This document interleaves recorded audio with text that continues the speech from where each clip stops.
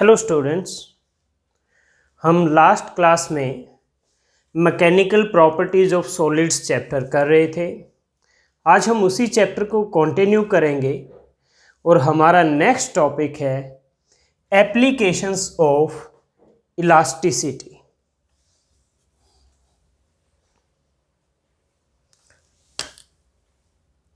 Applications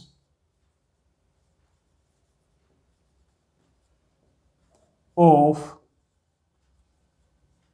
elasticity. हम इस applications करेंगे इलास्टिसिटी की। तो फर्स्ट एप्लीकेशन है thickness of metallic ropes used in cranes is decided from the knowledge of elastic limit of material। Cranes में load उठाने के लिए जो रोप्स यूज़ होती हैं, रस्सियाँ यूज़ होती हैं, उनकी थिकनेस क्या होगी वो उनके इलास्टिक लिमिट से डिसाइड होती है। The thickness of metallic ropes, thickness of metallic ropes used in cranes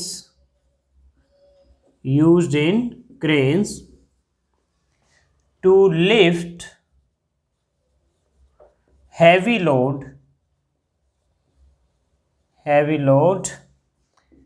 is decided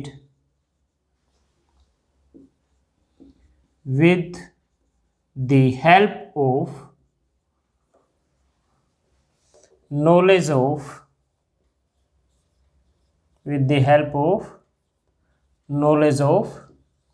elastic limit of material, जिस मटेरियल से रोप बनी है।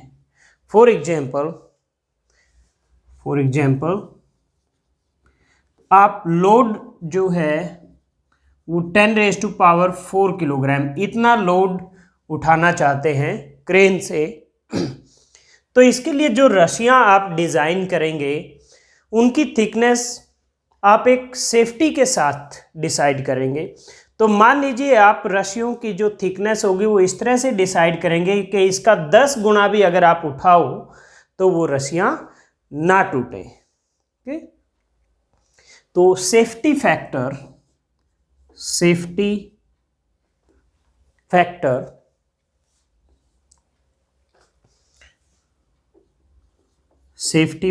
हम 10 ले लेते हैं। तो जो इलास्टिक लिमिट है स्टील के लिए, मान लीजिए आप जो रस्सियाँ बना रहे हैं वो स्टील से बना रहे हैं, तो वो है 30 × 10⁷ elastic limit is 30 × 10⁷ Newton per metre square. किसके लिए? For steel. तो रेडियस क्या होनी चाहिए? तो रेडियस कैसे? इलास्टिक लिमिट क्या है? स्ट्रेस होता है फोर्स अपॉन एरिया। तो 30 × 10⁷ ये स्ट्रेस है, फोर्स। कितने फोर्स तक डिजाइन करनी है आपको? जो लोड है उसके 10 गुना तक। तो 10⁴ × 10 इतना लोड आप चाहते हैं कि वो उठा सके। ओके, वेट क्या होता है? mg, यानी आप 10⁵ इतने किलोग्राम मास तक, उसका वेट कितना होगा? 9.8 से मल्टीप्लाई कर दो, divide by area of cross section. Area of cross section होगा πr²।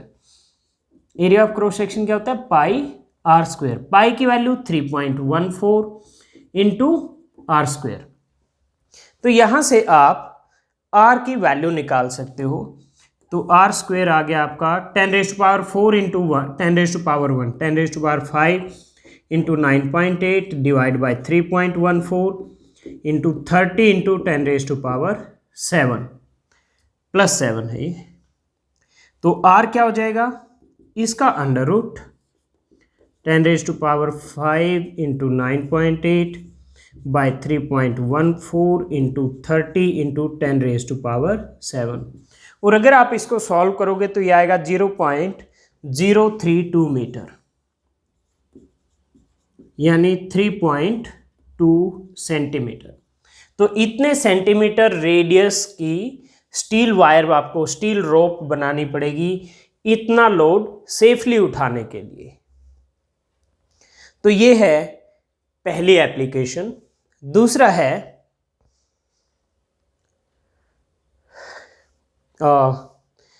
जो ब्रिजेस के लिए पिलर बनाते हैं, तो आपने देखा होगा वो यूजुअली आई शेप के होते हैं। तो जो वो पिलर है वो आई शेप के क्यों होते हैं उसको हम एक्सप्लेन करेंगे। ओके,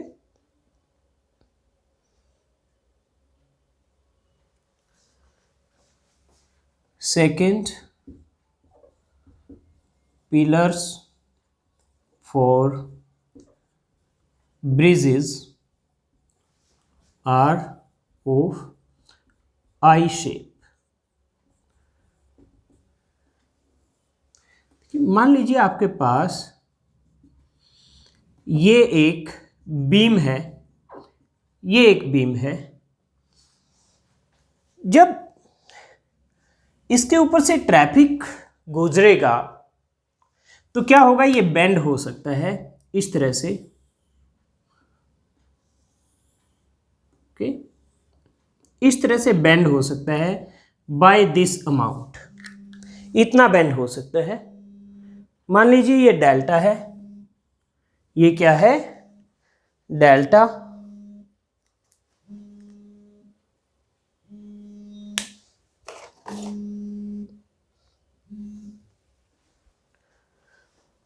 तो ये डेल्टा की वैल्यू क्या होगी, इस ब्रिज के ऊपर एक वेट एक्ट करेगा W डाउनवर्ड। इसकी थिकनेस मान लीजिए, ये जो थिकनेस है ये D है, यहां से यहां तक ये D है। तो डेल्टा होगा आपका WL³ divide by delta equal to WL³ divide by 4YBD³, 4YBD³। Okay, L क्या है यहाँ पर, L लेंथ है और B क्या है, विड्थ है। ओके,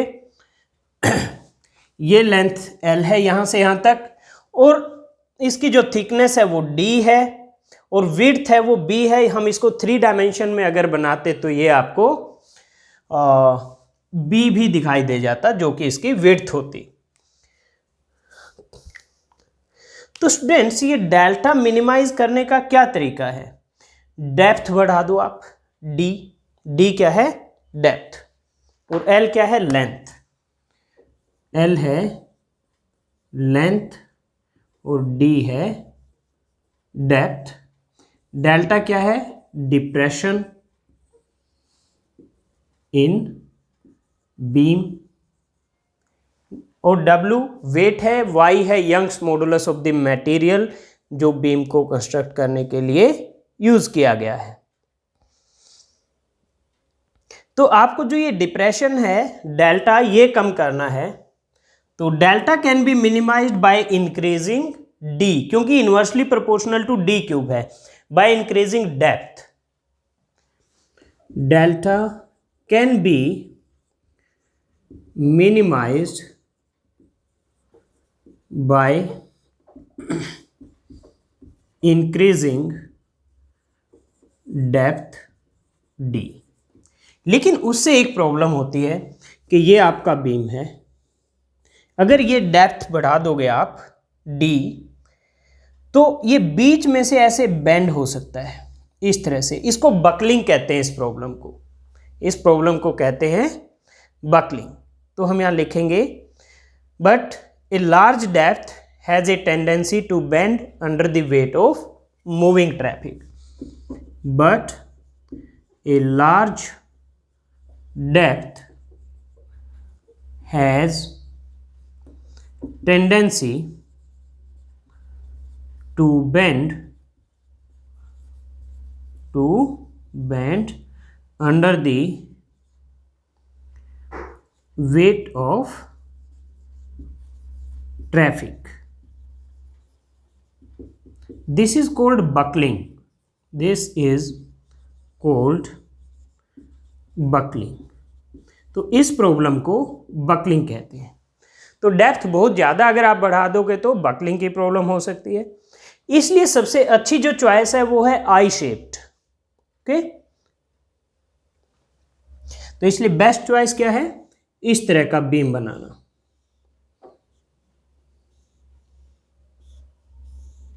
इससे क्या है, ये एक लार्ज सरफेस एरिया प्रोवाइड करता है लोड को एकोमोडेट करने के लिए, और इनफ डेप्थ भी इससे मिल जाती है। okay? तो यहां लिखेंगे हम hence a better choice is I shaped beam. तो बेटर चॉइस क्या है, I shaped beam. It provide large surface area for load and क्योंकि लार्ज सरफेस एरिया है तो उस पर जो डेप्थ है वो भी आपको सफिशिएंट मिल जाएगी by this formula, and enough depth. तो इसलिए हम आई शेप्ड बीम प्रेफर करते हैं वाइल कंस्ट्रक्टिंग ए ब्रिज। तो कई बार ये क्वेश्चन आ जाता है एग्जाम में, why I shaped beams are preferred as compare to a plane bridge, और कोई भी दूसरी शेप के कंपैरिजन में आई शेप को हम क्यों प्रेफर करते हैं। तो ये रीजन आपको उसमें लिख देना है। तो ये सेकंड है। थर्ड है maximum height of A mountain on earth. ये भी आपका इलास्टिक लिमिट से डिसाइड होता है।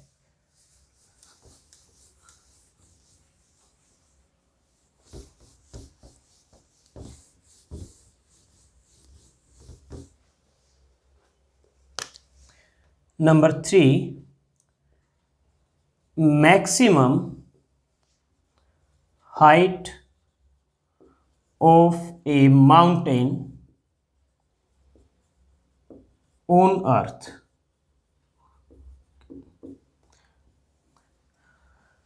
अब जो माउंटेन का बेस है उसके ऊपर रॉक्स इकट्ठी होती हैं, तो जो उसके ऊपर जितनी भी रॉक्स होंगी माउंटेन के बेस पे, उसकी माउंटेन की हाइट तक,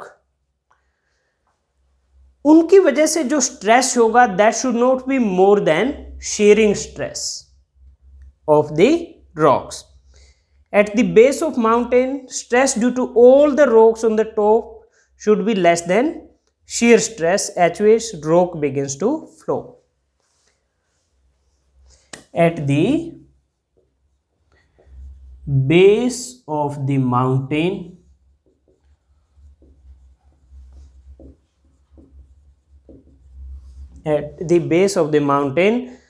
the total stress due to all the rocks on the top, the total stress, जितना भी स्ट्रेस होगा due to all the rocks till top of mountain should be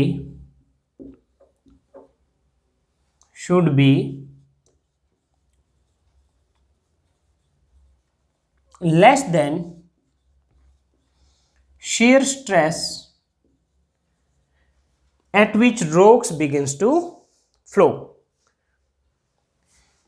At which rock begins to flow। तो ये shear stress की एक value होगी maximum, उससे ज़्यादा अगर उसके ऊपर की जितनी भी रॉक्स हैं उनकी वजह से स्ट्रेस होगा तो नीचे की रॉक्स हैं वो फैलना शुरू कर देंगे। ओके, तो मैक्स उसके लिए जैसे elastic limit for a typical rock is 3 × 10⁸ newton per metre square. Elastic limit for a rock is approximately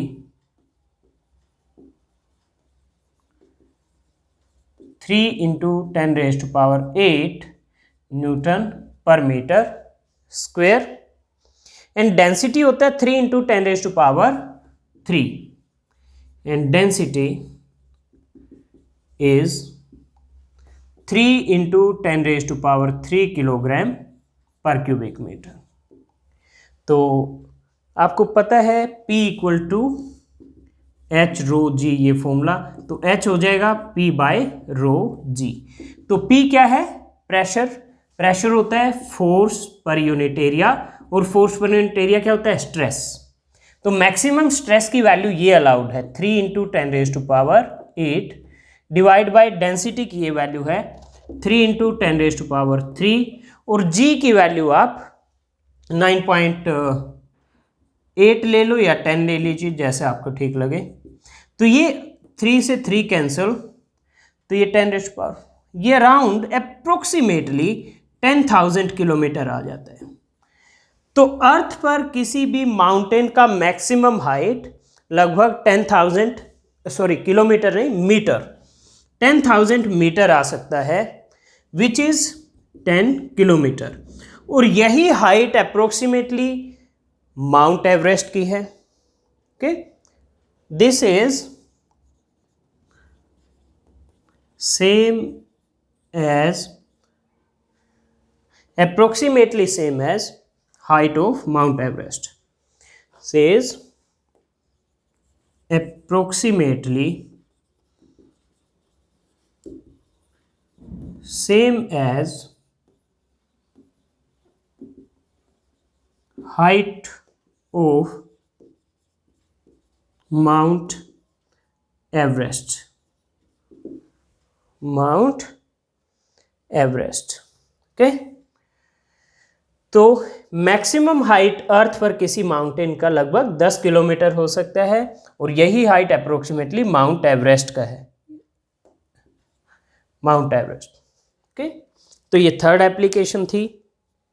fourth application है, a hollow shaft is stronger than a solid shaft made of equal quantity of material.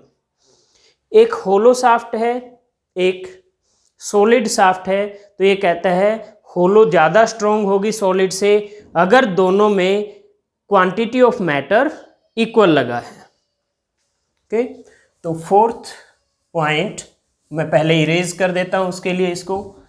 तो fourth point है, a hollow shaft is stronger than a solid shaft, a hollow shaft is stronger than a solid shaft,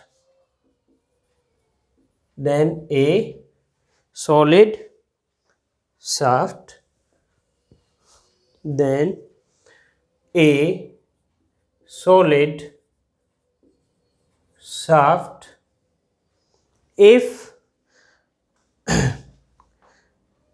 both are made of quantity of same material, equal quantity of same material. If both are made of equal quantity of same material, okay, जैसे ये एक solid shaft है, इसका radius क्या है? ये R, और एक दूसरा है ये होलो शाफ्ट है,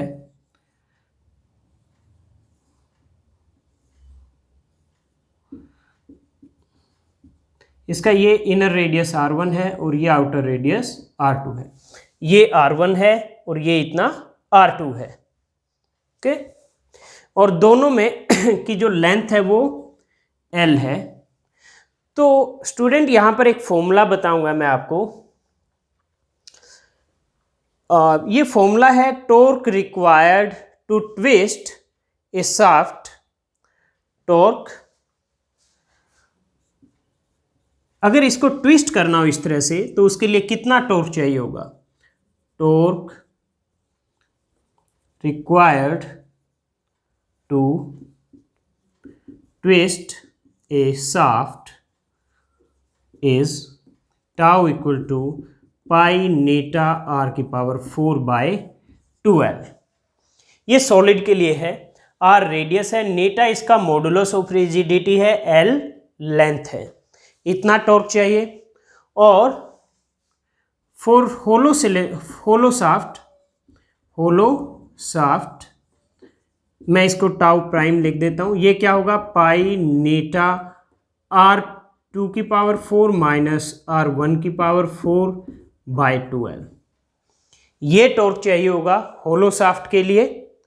तो अब मैं क्या करता हूं, इसको इससे डिवाइड कर देता हूं, tau prime by tau is equal to pi नेटा, और इसको मैं लिख देता हूं r2 square minus r1 square into r2 square plus r1 square, okay, divide by 12। और अब टाउ, तो ये है पाई नेटा r की पावर 4/12, ये ऊपर चला जाएगा, तो 2l से 2l कैंसिल, पाई नेटा से पाई नेटा कैंसिल। अब नीचे बच गया r की पावर 4 और ऊपर है आपका r2 square minus r1 square into r2 square plus r1 square, okay. तो मैं इधर इरेज कर देता हूं।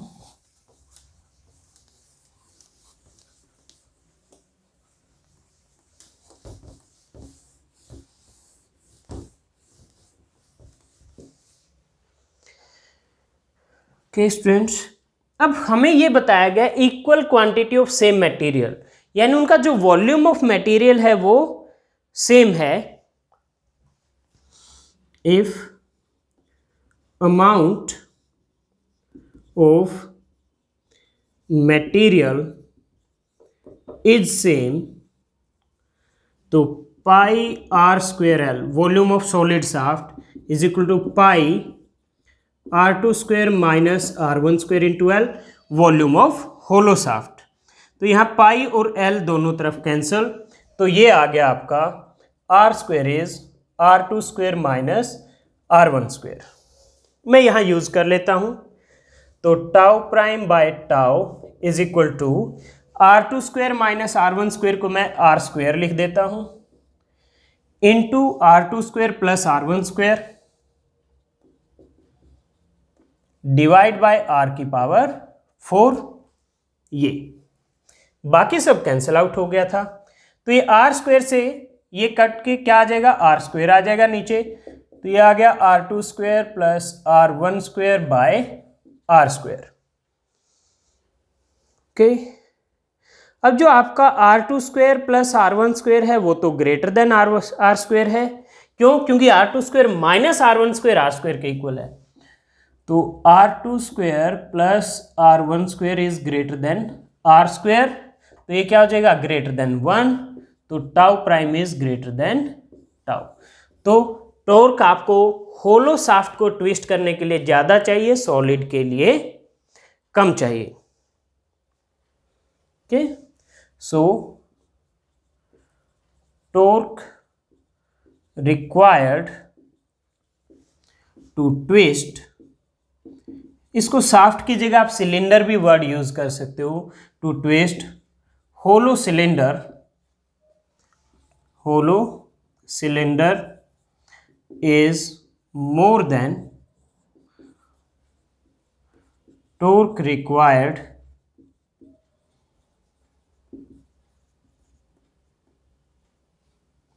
to twist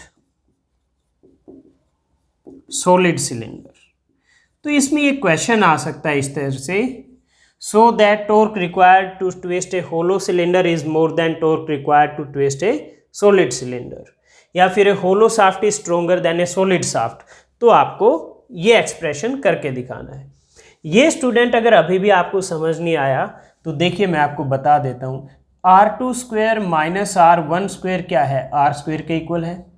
अब अगर मैं इसमें कुछ भी ऐड कर दूंगा तो वो इससे तो ग्रेटर हो जाएगा ना, तो मैंने इधर 2r1 स्क्वेयर ऐड कर दिया, r2 square minus r1 square plus 2r1 square, तो ये तो ग्रेटर देन r स्क्वेयर हो गया, क्योंकि मैंने इधर कुछ ना कुछ ऐड कर दिया, पहले इक्वल थे, अब अगर इधर कुछ भी ऐड कर दूंगा तो ये ग्रेटर हो जाएगा, तो ये हो गया R2 square minus R1 square plus 2R1 square, तो plus R1 square greater than R square. तो ये इस तरह से आया, तो R2 square plus R1 square greater than R square, तो R2 square plus R1 square by R square greater than 1 हो जाएगा आपका। तो ये था फोर्थ एप्लीकेशन ऑफ इलास्टिसिटी। अब हम 2-3 टर्म्स डिफाइन करेंगे और ये चैप्टर कंप्लीट हो जाएगा। तो हमारी पहली टर्म है इलास्टिक आफ्टर इफेक्ट। देखिए, जब आप किसी भी बॉडी पे फोर्स लगाते हो और वो अपना शेप या साइज रीगेन करती है, तो कुछ बॉडीज तो अपनी शेप या साइज को एकदम से रीगेन करती हैं, कुछ में टाइम लगता है, यानी कुछ में डिले होता है। तो जिसमें डिले होता है उसमें इस डिले को कहते हैं elastic after effect. The delay in regaining the original state by a body on removal of deforming force. तो ये पहली एक डेफिनेशन है elastic after effect. The delay in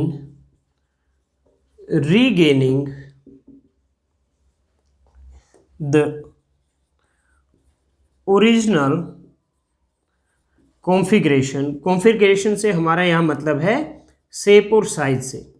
delay in regaining the original configuration by a body after removal of deforming force, after removal of deforming force is called elastic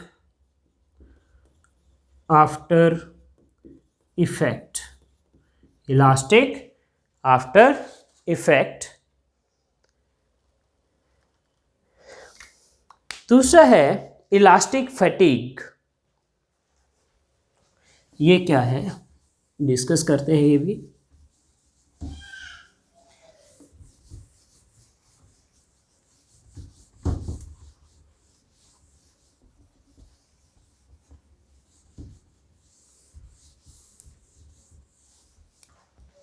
next है आपका definition elastic fatigue. ये क्या है? देखिए, अगर आप किसी body पे बार बार सेम स्ट्रेन लगाते हैं, जैसे मान लीजिए एक वायर है, मैं इसको इस तरह से मोड़ता रहूं बार बार, तो क्या होगा, ये फाइनली टूट जाएगी। क्यों? क्योंकि इसकी स्ट्रेंथ बार बार स्ट्रेन की वजह से लूज होती जाएगी। तो ये जो लॉस ऑफ स्ट्रेंथ है by a body because of repeated strain, इसको कहते हैं elastic fatigue. Loss of strength by a body, loss of strength by a body due to repeated strains, due to repeated strains is called elastic fatigue। Elastic fatigue. और third है elastic hysteresis. Elastic hysteresis. तो elastic hysteresis क्या है? Elastic hysteresis, अगर आप एक stress versus strain graph draw करते हैं किसी बॉडी के लिए, ये मान लीजिए इस एक्सिस पे मैं स्ट्रेन ले लेता हूँ और इस एक्सिस पे मैं स्ट्रेस ले लेता हूँ, तो जब आप स्ट्रेस बढ़ाएंगे तो मे बी कुछ इस तरह से, ये पॉइंट O, ये A, ये B इस तरह से होगा। लेकिन जब आप स्ट्रेस को वापस करेंगे तो ये सेम पाथ को रीट्रेस नहीं करेगा, मे बी ये इस तरह से किसी पाथ BCO को ट्रेस करेगा। तो यानी जब इसने स्ट्रेस इनटू स्ट्रेन क्या होता है? Potential energy per unit volume. तो जब आपने स्ट्रेस बढ़ाया तो इतनी एनर्जी एब्जॉर्ब की, ये जो एरिया आएगा अंडर द ग्राफ यहाँ तक पूरा, और जब आपने स्ट्रेस रिलीज किया तो सिर्फ इतनी एनर्जी रिलीज की। तो ये जो पार्ट है इसके कोरस्पॉन्डिंग जो एनर्जी वो कहाँ गई, वो in the form of heat या साउंड एनर्जी लॉस हो गया उसका। ओके, तो इसको कहते हैं stress.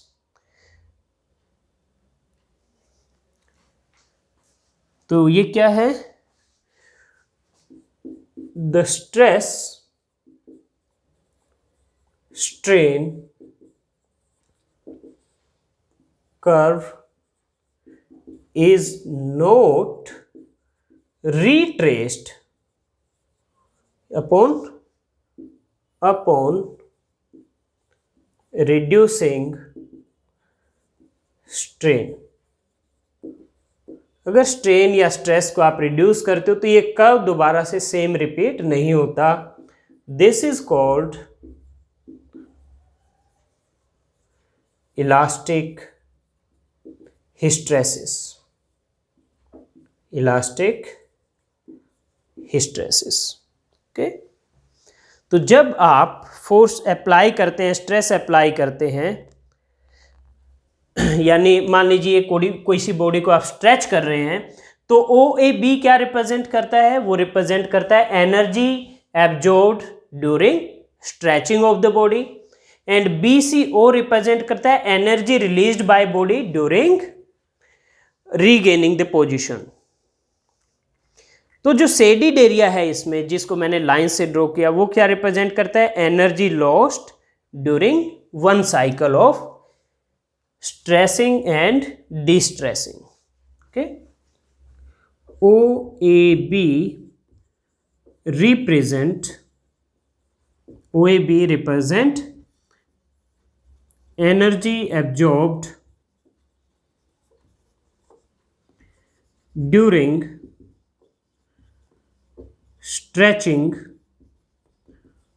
of body, and BCO represent energy released by body while regaining original shape.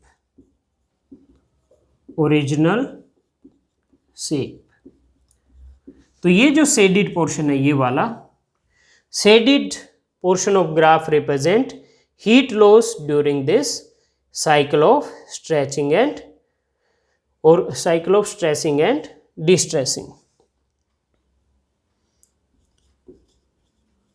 Shaded portion of graph represent heat loss in one cycle। एक cycle को किस चीज का cycle, of stretching and then regaining the original shape. तो इस एक cycle में इतनी एनर्जी लॉस होगी।